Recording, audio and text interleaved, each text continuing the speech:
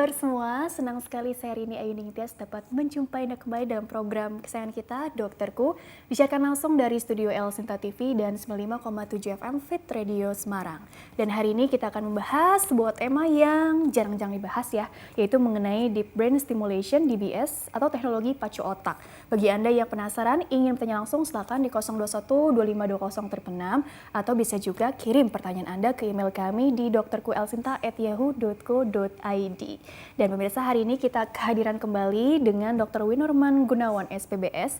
Beliau adalah dokter spesialis bedah saraf dari Bethesda Hospitals. Kita sapa dulu Dr. Winurman yang sudah hadir di samping saya. Dr. Winurman, apa kabar? Baik. Baik, alhamdulillah. Hari ini temanya nih kayaknya tuh canggih gitu ya. Canggih sekali, yaitu tentang Deep Brain Stimulation (DBS) ya, atau teknologi pacu otak. Nah, ini sebenarnya kan mungkin nggak semuanya tahu atau pernah dengar istilah ini begitu ya. Jadi sebenarnya teknologi pacu otak atau Deep Brain Stimulation ini tuh apa dulu sih, dokter? Supaya kita kenalan dulu di awal dengan istilah ini begitu ya, dok ya. Sebenarnya sudah ada sejak kapan mungkin di Indonesia atau bagaimana penjelasannya, dok? Iya, jadi sebenarnya awalnya penggunaan teknologi listrik untuk merangsang stimulasi otak itu sudah lama ditemukan tuh tahun 1800-an. Tapi mulai tahun 1950 baru akhirnya dicoba di manusia. Dan itu di Eropa sih ya mulainya. Awalnya dulu dipakai, sebelum ada listrik itu kita pakai sejarahnya tuh ikan listrik gitu loh, ditempel untuk ngilangin nyeri. Jadi pertama kali itu sebenarnya digunakan untuk menghilangkan nyeri. Jadi manusia yang sakit kepala, orang sakit kepala dikasih listrik, jadi dia merasa mendingan gitu. Awalnya ya. Awalnya begitu. Kemudian makin kesini, akhirnya kita melihat kenapa bisa listrik itu merangsang sebagian struktur di otak itu. Nah, terus berkembang akhirnya mulai masuk Indonesia itu 2014. Oh, 2014. Sebelum itu sebenarnya sudah ada. Awalnya dari mulai yang ikan tadi, kemudian mulai dari pasang listrik yang besar, kemudian akhirnya dipakai untuk penelitian anatomi dulu. Jadi, di sini loh sel otak itu fungsinya untuk kaki, untuk mata, untuk tangan. Sebenarnya dari sana awal. Iya, jadi awalnya digunakan untuk menentukan lokasi di otak, anatomi. Jadi pelajaran anatomi, kemudian ke belakang ini dipakai untuk terapi akhirnya. Jadi di tahun 2014 sudah masuk Indonesia sampai sekarang.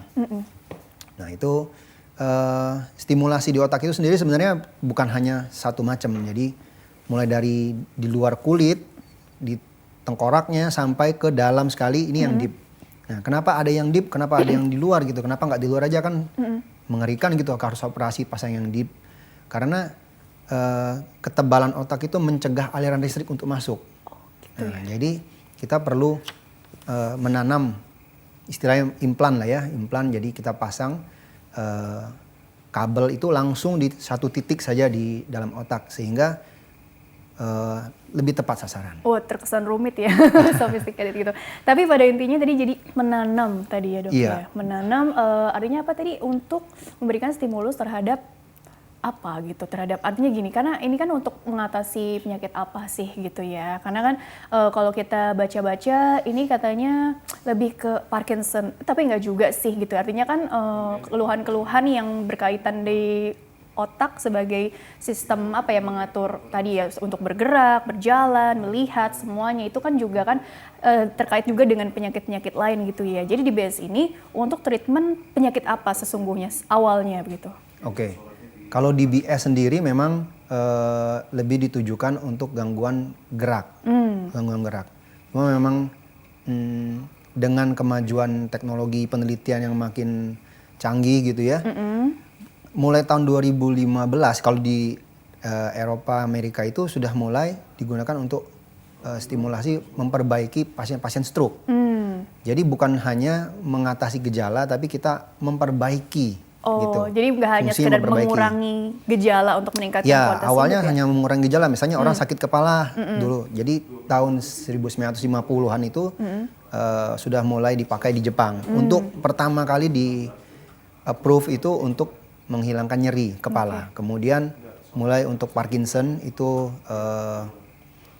beberapa tahun kemudian baru terakhir untuk tremor. Nah, itu sama di Amerika juga seperti itu. Jadi sudah banyak penyakit-penyakit tapi lebih ditujukan untuk mengatasi gejala, misalnya sakit kepala, gangguan gerak, nggak bisa bergerak, tremornya, gemeter, itu dihilangkan. Nah, sekarang yang tadi saya bilang untuk stroke itu sendiri itu yang sebenarnya untuk pacu otak. Jadi ada daerah di otak itu akhirnya karena kekurangan aliran darah, hipoksia apapun itu, stroke misalnya, sehingga nggak bisa berfungsi. Nah, itu yang kita pacu dengan DBS ini. Oh, jadi mengapa tadi gejalanya ada yang tadi mungkin kalau di penyakit tertentu tiba-tiba jadi bergerak sendiri begitu ya? Nggak salah satu anggota tubuhnya gitu kan. Terus kemudian tremor lah apa yang artinya sulit dikendalikan begitu ya dok ya. Nah, ini jadi sebenarnya otak ini kan seperti mengirim sinyal-sinyal informasi begitu ya dok. Jadi bergerak atau mungkin jadi ada keluhan yang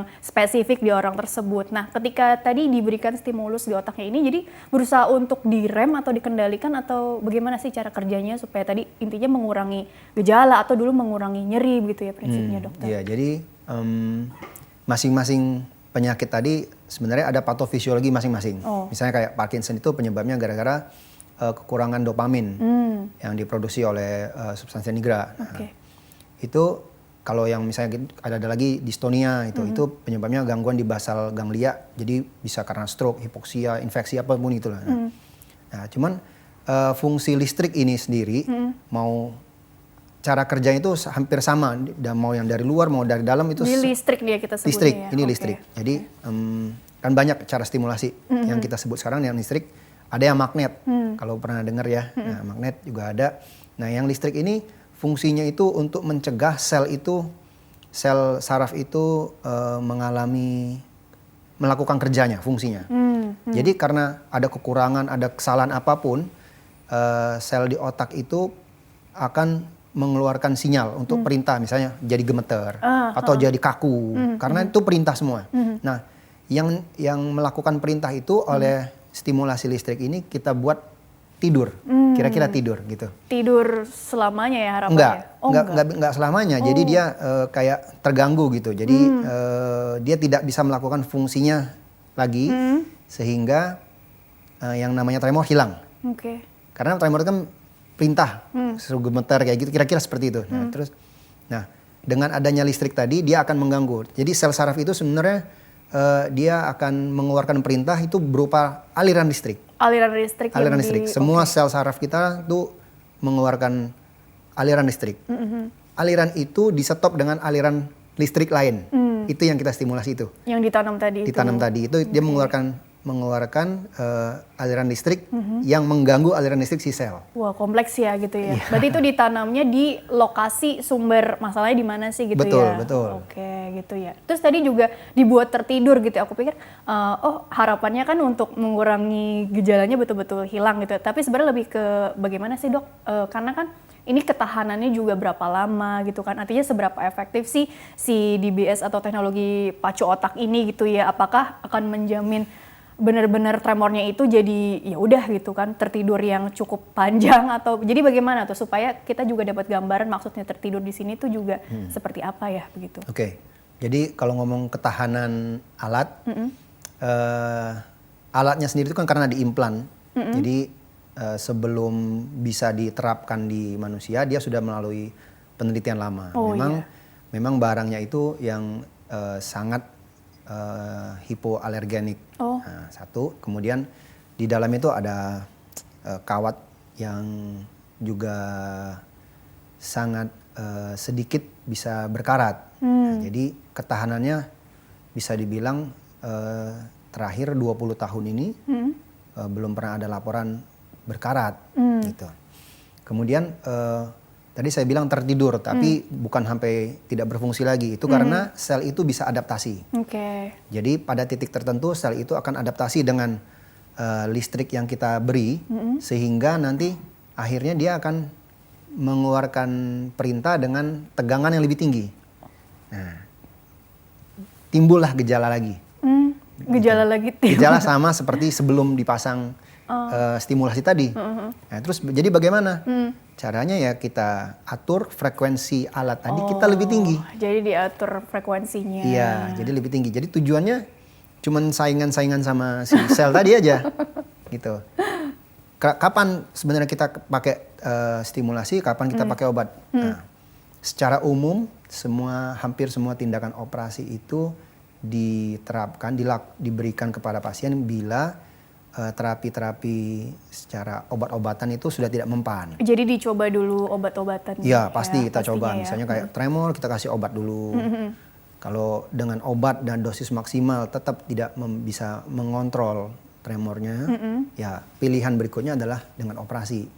Operasinya ini pasang. Evaluasinya bagaimana dok? Artinya kan kualitas hidup orang kan yang menilai kadang orang itu sendiri ya. Betul. Ada yang baru sebentar mengkonsumsi obat-obatan itu kan jadi kesannya aduh kok aku jadi ketergantungan atau apa gitu ya, terus aku pengen aja deh yang langsung mungkin juga dia ada dananya gitu kan dengan DBS ini. Bisa nggak seperti itu kasusnya atau nggak juga, tetap harus dilihat dulu nih secara istilahnya dikasih obat-obatan yang normal dulu deh gitu, kira-kira reaksinya bagaimana, responnya bagaimana, bagus atau enggak gitu ya dok ya, atau bagaimana itu artinya step by stepnya juga dok? Iya, secara umum tadi memang step by stepnya obat-obatan dulu, kemudian baru terapi yang invasif, yaitu pembedahan.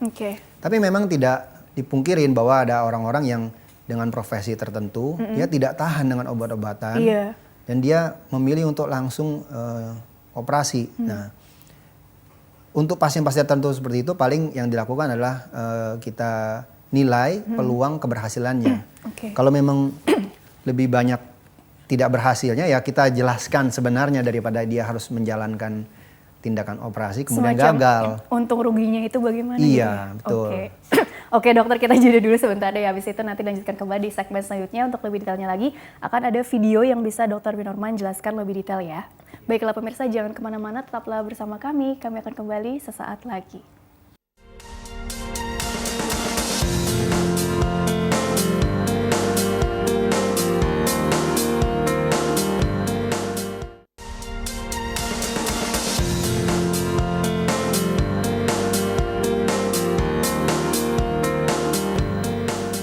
Ya pemirsa, terima kasih Anda masih bersama kami di program Dokterku, masih membahas mengenai Deep Brain Stimulation atau teknologi pacu otak bersama dengan Dr. Winnorman Gunawan SPBS, dokter spesialis bedah saraf dari Bethesda Hospitals. Dan dokter, dilanjutkan kembali ya.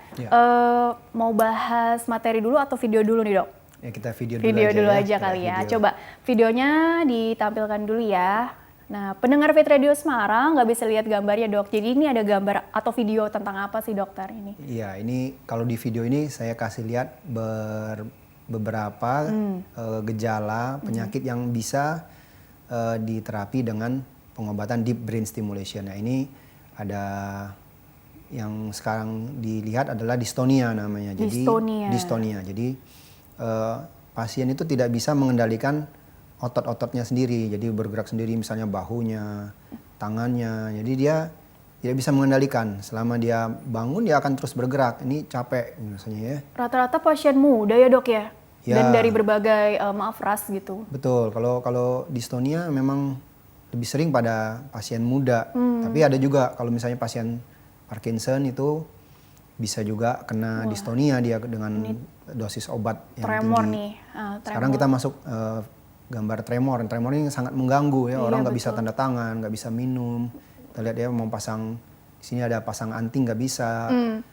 Dan biasanya orang merasa malu gitu kalau pergi, kalau di Indonesia itu sering kondangan gitu ya, malu mereka karena goyang-goyang terus gitu tangannya. Kalau mau makan tumpah-tumpah. Nah, ini mau baca koran sulit ya karena tangannya nggak bisa berhenti. Ini tremor nih. Ini juga bisa diterapi dengan Deep Brain Stimulation. Biasanya satu sisi gitu ya dok ya? Satu sisi. Nah ini Parkinson sekarang. Nah ini Parkinson sekarang hampir gabungan antara tremor dan dystonia tadi. Jadi dia pasiennya ini ya kita lihat tangannya akan bergetar. Kemudian kalau sedang bergerak dia nggak bergetar. Jadi saat resting tremor kita sebutnya itu Parkinson. Resting tremor. Resting tremor. Jadi mirip dia melintir rokok gitu ya. Kemudian lagi untuk istirahat gerakan-gerakan pun tertentu juga. dia akan melambat ini. Misalnya nih gambarnya nih disuruh menjepitkan tangannya, jarinya itu makin lama akan makin lambat dan makin sempit, tangannya nggak bisa lebih luas gitu. Kakinya juga misalnya nih tepuk-tepuk kakinya di lantai makin lama makin pendek, makin berat dia nggak bisa terus konstan melakukan. Seperti nggak ada istirahatnya tadi ya gitu ya istilahnya. Nah ini gangguan instability juga, jadi keseimbangannya terganggu.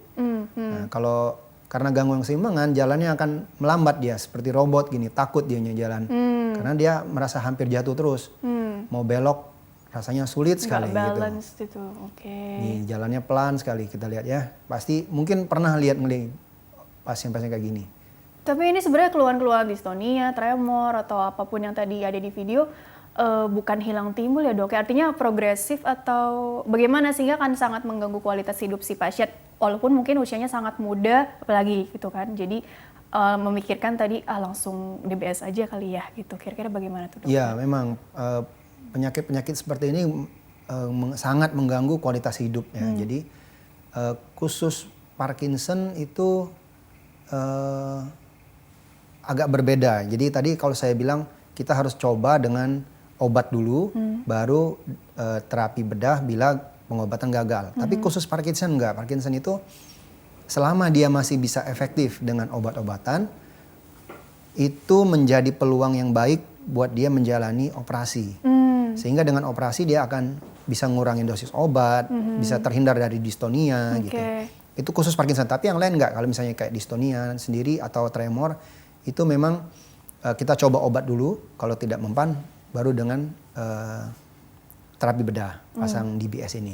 Terus juga untuk menentukan, artinya gini kan, bisa aja tadi pasiennya punya rencana seperti ini, tapi kan tetap harus didiskusikan dulu dengan dokter yang akan menanganinya atau membedahnya langsung gitu kan. Kira-kira dia masuk kriteria yang tadi atau enggak ya, atau mungkin sebenarnya pertimbangannya entah itu tadi usia atau pekerjaan khusus tadi ya, atau mungkin ada faktor-faktor lain yang kita nggak tahu yang ternyata bisa aja jadi kontraindikasi atau sebenarnya ya coba dulu obat deh atau pokoknya macam-macam deh. Jadi kira-kira seperti apa itu dokter pertimbangannya dong?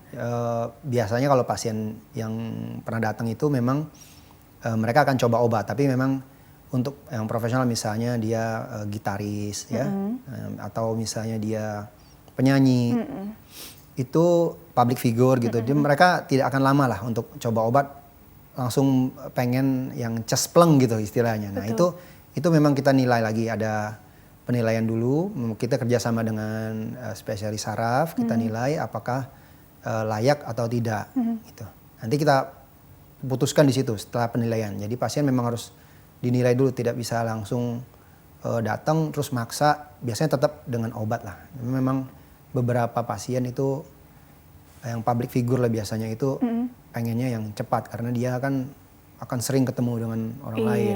Jadi kan lebih ke psikis juga begitu ya dok. Betul. Tapi kalau untuk yang di usia-usia lanjut atau mungkin bukan usia lanjut aja ya, yang ada penyakit komorbid atau apa gitu ya, itu bisa ada ininya juga nggak sih dok? Pengaruhnya juga nggak sih ke keberhasilan nanti gitu di DBS-nya ini sendiri gitu dok? Iya, untuk pasang alat stimulasi seperti ini sebenarnya kontraindikasi yang berarti yang sangat tidak boleh itu kondisi gangguan pembekuan darah. Nah itu pasti nggak boleh lah, kita nggak akan pasang karena pasti berdarah-darah nantinya malahan merugikan pasien. Resiko perdarahan begitu dok? Resiko perdarahan terlalu besar. Kemudian usia, kalau usia sudah di atas 75 biasanya kita tidak anjurkan lagi. Karena coba ditahan dulu sebentar ya, ini ada suara telepon masuk. Halo? Halo. Iya, dengan siapa di mana? Ibu Rusti di Lebak Bulus. Oke, Ibu ingin bertanya apa kepada dokter? Ini usia pasiennya juga berapa atau Ibu sendiri yang ingin tanyakan? Silakan. Saya usianya 62 tahun 62, silakan. 62, ya, lansia. Oh, iya. Oke. Apa Bu pertanyaannya? Iya, selamat pagi dokter. Pagi. Iya, ini dok, saya mau tanya, dengkul sebelah kiri saya itu selalu sering kesemutan. Terus pernah terapi di SSUD Pasar Minggu, alhamdulillah hilang. Tapi kok sekarang kumat lagi nih. Gitu kadang-kadang. Kesemutan. Saya kalau mau boleh tanya, obat tradisionalnya apa. Terus kadang saya sekarang dianjurkan memakai itu obat oles lah, nggak saya sebutkan di sini begitu. Cuman ini saya kalau pengen boleh tradisional gitu apa gitu, jadi jangan obat yang dari dokter gitu, karena saya jenuh dok, katanya saya minum obat mulu, saya kan ada gula dokter. Ada gula, gitu. oke, Iya. diabetes itu ya. Kesemutannya ini tadi satu sisi ya Bu ya? Ya? Di satu sisi ya Bu ya, kesemutan? Iya, kesemutan. Sakit jadi, atau kesemutan? Kaki Kesemutan. sebelah kiri, cuman kalau tangan sebelah kanan begitu dok. Oh, jadi sering kesemut. Sudah berapa lama Bu kesemutannya Bu? Oh ya sudah lama, kadang-kadang saya juga ke dokter dikasih gabapentin gitu.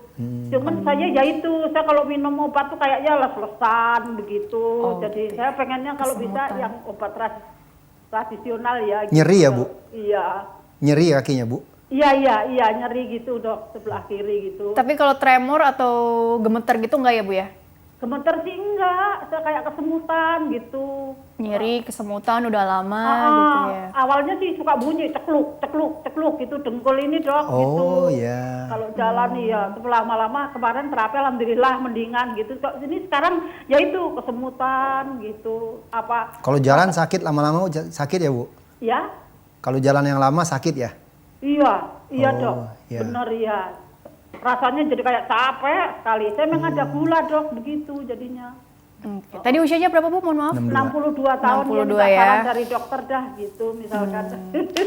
Obatnya yang terima kasih banyak dok. Oh Ya, iya, Ibu. sama-sama Bu gitu. Iya. Oh, kalau kesemutan ini kan karena dokter kan dokter bedah saraf nih. Mungkin dari Iya. sudut pandang kalau di Bedah saraf aja sarafnya ya. ini sendiri, kesemutan tuh kan bisa tanda dari macam-macam ya dok ya. Nah ini sebenarnya arahnya kemana tuh, nyeri, terus kalau dibawa jalan tadi nggak nyaman gitu ya dok ya. Udah lama lagi ada DM juga gitu. Iya. Walaupun ini sebenarnya nggak terlalu berkaitan dengan tema ya, Iya. tapi mungkin tanggapannya aja dan saran juga ke depannya. Jadi kalau dari cerita Ibu tadi, kemungkinan gangguannya daerah lutut itu ada sendi Bu. Jadi mungkin Ibu ada artritis di sana, osteoartritis. Jadi perlu diperiksa dulu seberapa jauh kerusakan yang sudah ada. Jadi jangan Ibu terus-terus saja makan obat, kita nggak tahu sejauh apa yang rusak. Nah, nanti dari situ baru kita bisa kasih terapi yang lebih tepat. Kalau memang misalnya sudah rusak, kalau dari sisi bedah saraf, kita bisa hilangkan nyeri, tapi tidak menghilangkan penyebab nyerinya. Misalnya kalau gangguannya osteoartritis ya kita harus sebenarnya obati osteoartritisnya. Tapi osteoartritis itu sendiri akan menimbulkan nyeri. Nyeri itu bisa diatasi oleh bedah saraf. Ahli bedah saraf bisa. Jadi kita mungkin bisa kita blok, kita hentikan saraf nyeri di situ atau sampai kita matikan saraf di situ. Tekniknya apa dok? Disuntik biasanya ya. Oh suntik ya? Suntik aja. Oke gitu ya, jadi itu sekedar tanggapan dari dokter ya. Ada lagi mungkin saran tadi kalau bisa yang alami tadi ya. Apa itu maksudnya tuh yang? Iya. Mungkin Saya ada. nggak tahu kalau alami ya Bu.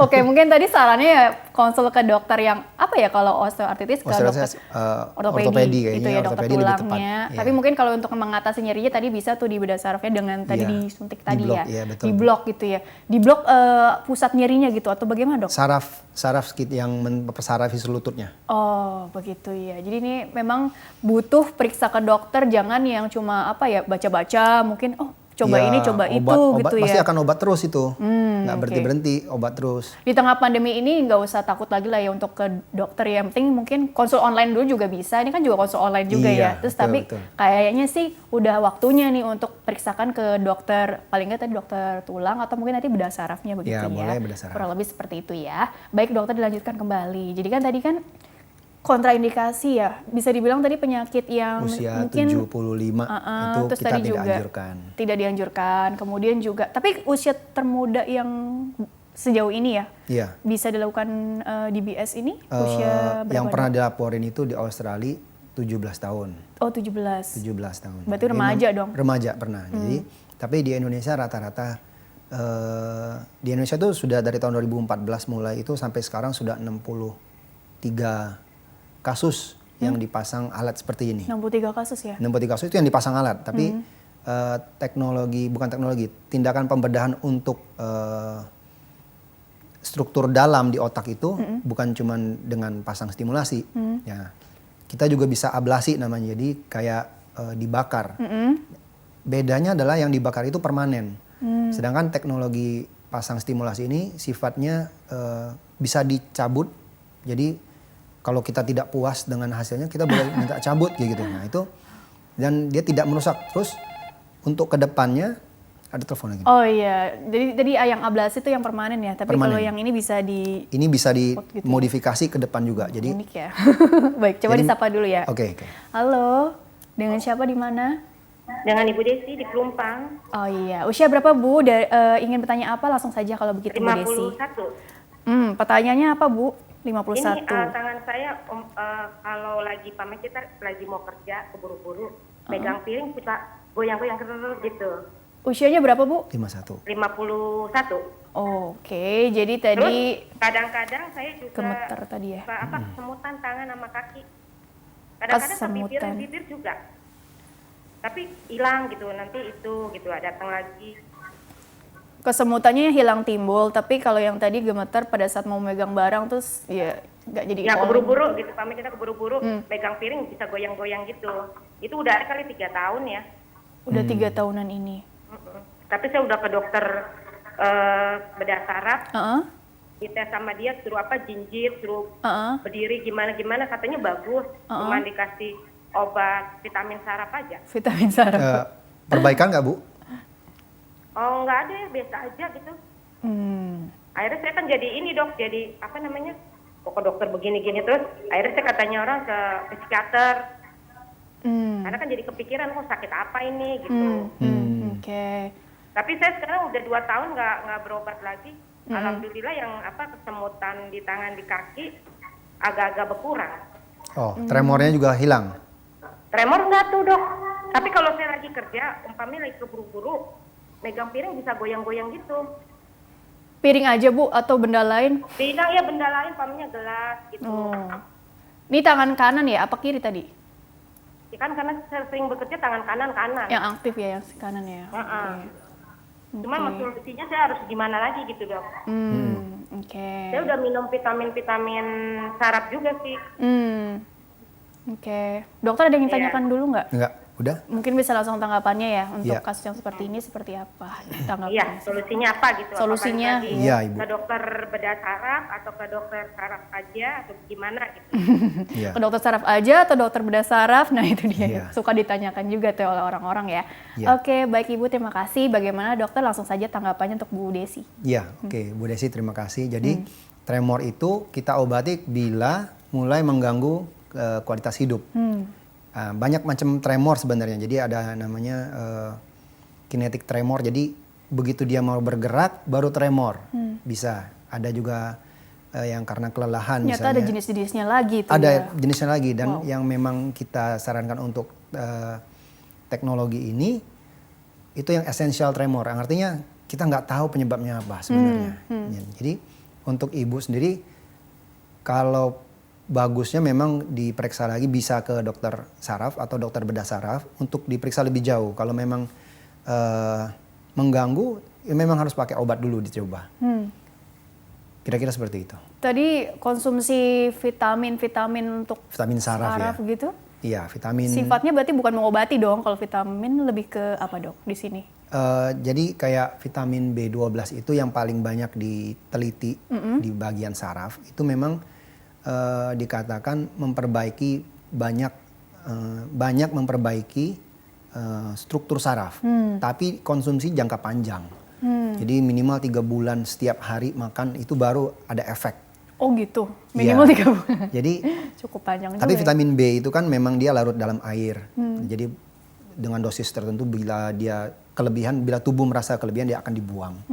Oke. Gitu. Terus yang menarik tadi ada istilahnya essential tremor yang kita nggak tahu itu penyebabnya apa ya. Jadi kalau tremor yang kita tahu penyebabnya biasanya karena apa dok? Misalnya kaget atau mungkin lagi ada masalah psikis atau jadi soalnya kan tadi kan apa disarankan ke psikiater itu kan juga sebenarnya kita perlu curiga ke arah lain juga nggak sih dari gejala-gejala yang timbul itu? Jadi bagaimana saran dari dokter juga? Iya, makanya tadi mungkin dari dokter bedah saraf yang merawat Ibu Desi itu, dia sedang menyingkirkan penyebab-penyebab lain. Salah satunya psikologis psikiater itu untuk menyingkirkan penyebab lain.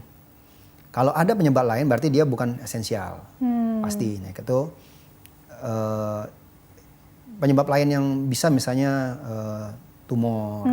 Nah itu ya kita obati tumornya gitu.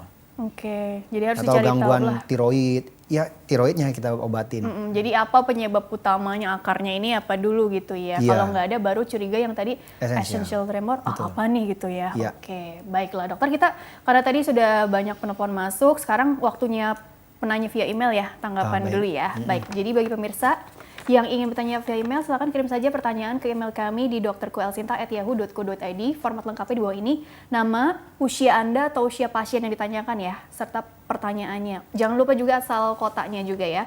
Baik, oke. Tapi ini penanya yang masuk usianya nggak dijelaskan lagi ya.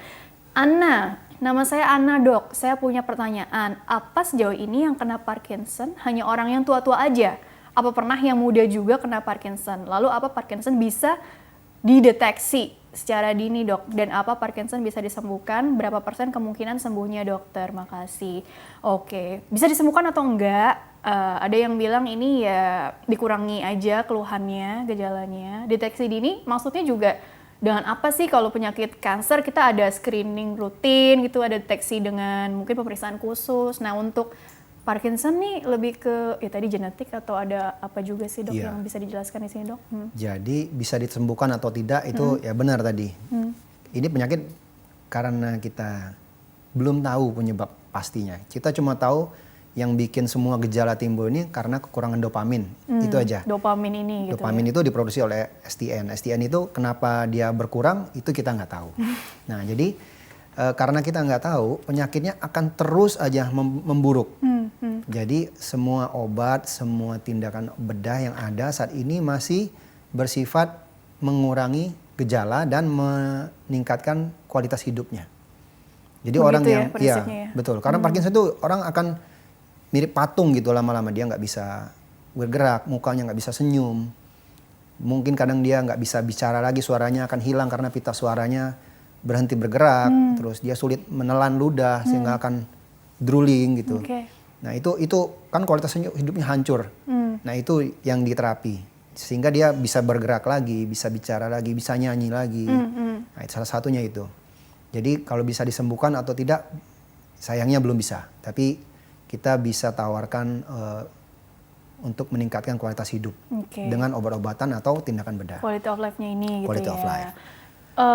Juga apa ini tadi maksudnya deteksi dini di sini apakah ada caranya juga bagaimana? Belum ada, sayangnya belum ada juga. Jadi bila ada gejala ya paling mudah ya diperiksa dulu. Diperiksa nanti didiagnosis tepat apakah memang Parkinson atau tidak. Apakah Parkinson ini bisa terjadi pada usia muda? Iya bisa. Bisa, tapi yang paling muda dilaporkan itu sekitar 40-an ya, usia 40-an. Tapi memang paling sering di atas 60. Memang paling sering di atas 60. Berarti kalau begitu kita harus tahu dong ya ini gejalanya apa gitu. Karena kan seperti stroke itu kan serangan nih, itu mendadak. Betul. Kita harus tahu nih yang wajahnya gimana, lengannya gimana, gangguan bicara gimana, terus waktu kejadiannya, terus kita harus buru-buru dibawa ke rumah sakit. Kalau Parkinson lebih ke progresif tadi gitu dok, artinya lama-lama mengganggu kualitas hidupnya atau bisa aja tiba-tiba jadi begitu, nggak begitu kan sifatnya atau bagaimana dok? Iya memang benar progresif ya, tapi gejala yang mudah dihafal itu TRAP, TRAP. Jadi dia. Kalau tadi fast ya stroke ya, ini TRAP. Kalau stroke kan fast, kalau ini TRAP tapi tidak untuk kalau fast kan kita berakhir untuk terapi akhirnya. Nah, kalau TRAP ini supaya kita kenali aja. TRAP itu terdiri dari T-nya tremor, R-nya rigidity, jadi kaku. Kekakuan ya. Pasien mulai tangannya tremor, bergetar sendiri, kemudian dia kaku juga, untuk ngelipat ini susah, misalnya jalan susah, terus bradykinesia, jadi untuk bergerak jadi melambat. Yang terakhir postural instability, jadi dia mulai terganggu keseimbangannya, berdiri takut jatuh, sehingga dia untuk mengatasi rasa tidak seimbang itu dia akan mencondongkan badannya ke depan. Kalau tadi di film tadi kita lihat ada orang jalan dia harus sedikit membungkuk karena dia akan ngerasa mau jatuh ke belakang. Jadi kalau gejala itu 4 itu ada, kemungkinan besar itu Parkinson. Trap gitulah ya. Trap. Jebakan, terjebak dengan gejala-gejala yang seperti itu gitu ya. Dan memang tadi saya bilang pasien itu akan terjebak. Misalnya dia akan duduk, diam, tidak bisa bergerak, ngapa-ngapain lagi. Ya nggak bisa bergerak. Gitu. Mungkin yang lebih perlu waspada tuh berarti orang-orang yang katakanlah dulu kakeknya atau neneknya atau artinya dalam satu anggota keluarga dekatnya resiko ada, jadi punya lebih genetik, beresiko ya kekurangan dopamin itu tadi gitu betul, ya dok gitu, ya. Betul. Walaupun tubuh orang kan beda-beda dong, tapi sih. Ternyata itu juga masih misteri ya istilahnya ya. Oke deh, kita move on ke pertanyaan selanjutnya dulu ya. Ini dari Irfan sekarang. Keponakan saya usia 2 tahunan, dulu pernah ada riwayat kejang di usia kurang dari 2 bulan. Dengan gejala lain mengeluarkan air liur nih selama seminggu. Semenjak kejadian itu bibirnya miring sebelah seperti orang sakit stroke. Ini usia 2 tahun ya dok? Sekarang 2 tahun. Dan tubuhnya juga sering bergerak-gerak di satu sisi. Pertanyaan saya, sebelum anak ini semakin gede, apakah masih bisa disembuhkan atau dikurang-kurangi dok ketidaknormalannya nih, kata Mas Irfan, akibat riwayat kejang tersebut? Terima kasih. Nah mungkin ini tidak berkaitan langsung dengan tema ya, tapi tanggapan saja sih dok dengan kondisi anak kecil seperti orang sakit stroke tadi menurut omnya berarti ya. Jadi bagaimana saran-sarannya, mungkin bisa nggak dokter kasih sudut pandang lain dari dari mindset seorang dokter spesialis bedah saraf lah. Ini kira-kira bagaimana ya ke depannya saran-sarannya begitu ya. Oke, baik. Jadi kejadian kejangnya sudah 1,5 tahun lebih. Jadi yang sekarang terjadi harus kita nilai ulang, pasti nilai ulang. Apakah penyebab kejang waktu itu cuma kejang demam, ada demam atau enggak, itu kita kan nggak tahu. Cuma yang jelas untuk mengobati gejala yang ada sekarang ya tentu kita harus nilai ulang dulu kondisi yang saat ini. Yang paling mudah memang berobat ke dokter anak atau dokter bedah saraf anak juga boleh untuk diperiksa misalnya MRI. Yang paling bagus MRI karena usianya masih 2 tahun ya. 2 tahun ya. Sayang kalau kita CT scan terlalu banyak radiasi buat dia. Mungkin di MRI lebih aman tanpa radiasi. Jadi kita bisa tahu kondisi otaknya apa yang menyebabkan dia kelihatan seperti stroke, lumpuh sebelah atau kejang-kejang seperti itu. Jadi sarannya tadi MRI dulu deh gitu. MRI dulu aja. Ke dokter spesialis bedah saraf bagian anak gitu bisa juga langsung ya? Bisa. Baiklah dokter, kita jeda dulu sebentar. Nanti dilanjutkan kembali di segmen terakhir ya, sekaligus closing statement dari dokter ya. Baiklah pemirsa, jangan kemana-mana, tetaplah bersama kami. Kami akan kembali sesaat lagi.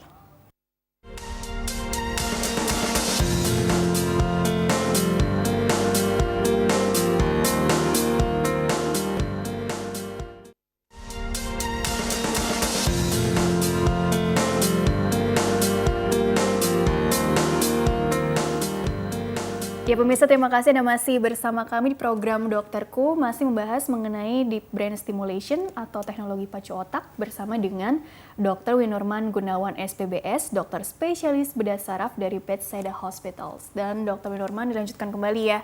Jadi begini dok, oke lah alhamdulillah ini sudah terpasang tadi ya dok ya. Terus juga kan pasti ada ekspektasi dong dari si pihak pasien ataupun keluarganya gitu ya. Tapi sebenarnya gini, melihat tadi angka keberhasilan atau mungkin juga follow up-nya juga bagaimana, apa sih yang mendukung agar kualitas hidup pasien nih yang sudah ditanam tadi gitu ya, kira-kira jadi jauh lebih baik. Terus juga siapa saja juga tim yang terlibat, artinya nggak hanya dokter spesialis bedah saraf, tapi rekan sejawatnya juga bagaimana di Bethesda Hospital sendiri, seperti apa dokter? Silakan. Kalau tim dokter yang terlibat tuh banyak banget. Jadi mulai misalnya dari bedah saraf, dokter saraf, dokter rehabilitasi medik, sampai psikiater. Itu semua terlibat. Jadi bila ada pasien yang mengalami keluhan seperti itu, boleh datang ke dokter tersebut ya. Kita kerjanya tim, jadi semua akan tahu ini perlu, ini baik atau tidak untuk ditawarkan teknologi seperti ini. Kemudian 6 tahun ini kan masuk di Indonesia. Nah, alatnya itu sendiri, stimulasi itu membutuhkan energi listrik. Listriknya dapat dari mana? Listriknya dapat dari baterai. Nah, baterainya itu masing-masing alat tahan sekitar 4-5 tahun, tergantung voltase yang dikeluarkan selama ini. Jadi setelah 4-5 tahun dia harus ganti baterai. Jadi dibedah lagi? Dibedah, tapi tidak semua, sebagiannya aja. Jadi cuma untuk mengganti baterainya aja. Seperti itu. Nah, di luar juga sama, kayak gitu juga. Jadi setiap 4-5 tahun dia akan ganti karena baterainya sudah habis, sehingga dia tidak bisa lagi menstimulasi si sel otak tadi. Nah, kemudian apakah ada efek sampai sekarang ini puas atau enggak? Baru minggu lalu kita dapat laporannya itu kebetulan untuk yang di Indonesia pasien puas, semua pasien puas. Nah, apalagi tadi tim ya sudah. Kemudian untuk follow up-nya, jadi yang penting tadi udah mencari tahu gitu ya. Ini sebenarnya baterainya ini tadi kan ketahanannya 5 tahun gitu ya. Kalau misalnya udah mendekati masa habis baterainya itu, intinya kan dibedah lagi, kemudian diganti baru lagi. Betul. Gitu ya. Tapi sebenarnya gini dok, kok jadi penasaran ya, ini bedah, kan ada istilah bedah minim invasif lah atau apa langsung aja di lokasi yang katakanlah tadi sumber masalahnya, atau bedah terbuka atau apa gitu ya dok ya? Jadi untuk pasang alat teknologi ini kita hanya membutuhkan satu lubang kecil kalau di kepala, ukuran 1 cm saja. Nah, kita biasanya pasang langsung kiri kanan sehingga dia tidak perlu operasi lagi. Kalau dulu itu saat saya bilang tadi sejarahnya otak itu masih dibakar, nah itu hanya bisa satu lubang setiap 1 tahun. Jadi kalau dia kenanya kiri kanan, kayak Parkinson gitu kena kiri kanan, dia sebelah dulu enakan, tahun depan lagi baru sekali lagi. Gitu ya. Kalau sekarang kita bisa operasi langsung dua-dua, jadi operasi cukup 1 kali. Alhamdulillah. Cukup 1 kali saja. Nah itu